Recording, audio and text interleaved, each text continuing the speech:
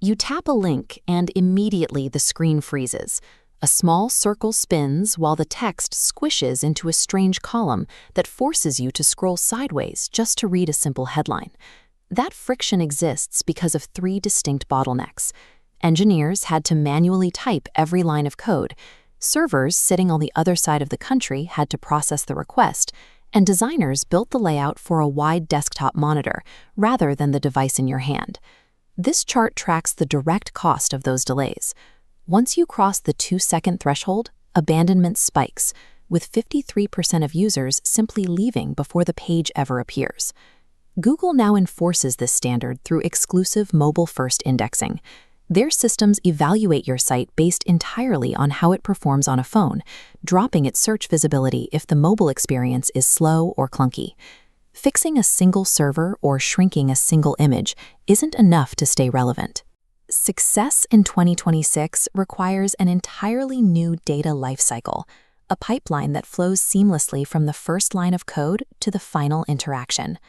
The role of the software engineer has shifted from manual code implementation to high-level orchestration. They no longer write every line, they direct the systems that do. This is multi-agent orchestration.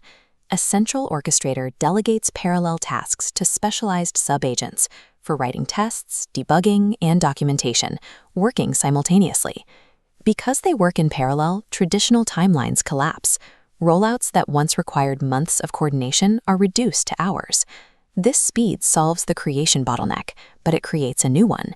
It produces massive volumes of data and heavy software payloads that instantly overload traditional transmission networks. Traditional cloud computing has a geographic problem. When you request data, it often has to travel across oceans and back through centralized hubs before it reaches your screen. Edge computing solves this by relocating processing power to local nodes near the user. Data travels a fraction of the distance, removing physical lag. Paired with 5G networks, latency plummets, dropping from 100 milliseconds to 15 milliseconds. But removing transmission lag is only valuable if the device in your hand can actually render the information it receives. Mobile-friendly design merely shrinks a desktop layout to fit a phone. In contrast, mobile-first design builds for the constraints of the hand, placing critical buttons within reach of a thumb and stripping away desktop-centric clutter. To measure this, Google uses Core Web Vitals, a strict set of metrics that track exactly how much friction a real person feels where they interact with a site. This wireframe highlights the two primary metrics: largest contentful paint, which tracks visual loading speed, and interaction to next paint, which measures how quickly the screen responds to your touch. Perfect Core Web Vital scores guarantee a frictionless experience, but that stability is now being challenged by a major shift in device hardware. By late 2025, foldable smartphones reached a critical threshold, with adoption climbing toward 20 million units. As major tech companies entered the foldable market, they validated the form factor for mainstream users.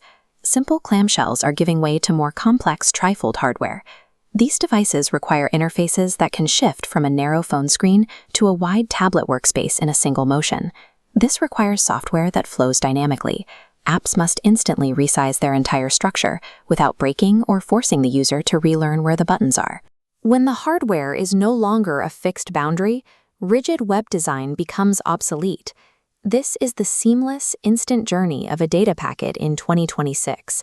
It is created by agents, transmitted through the edge, and rendered perfectly onto a transforming glass screen.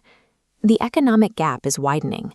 Companies utilizing this continuous pipeline are shipping features in hours, while late movers are still losing half their users to a 2-second loading wheel. In this new environment, human expertise is no longer defined by manual labor. Success is now measured by the ability to orchestrate complex systems and solve strategic problems. Survival requires moving past individual technology updates and embracing a holistic, hyper-responsive digital ecosystem.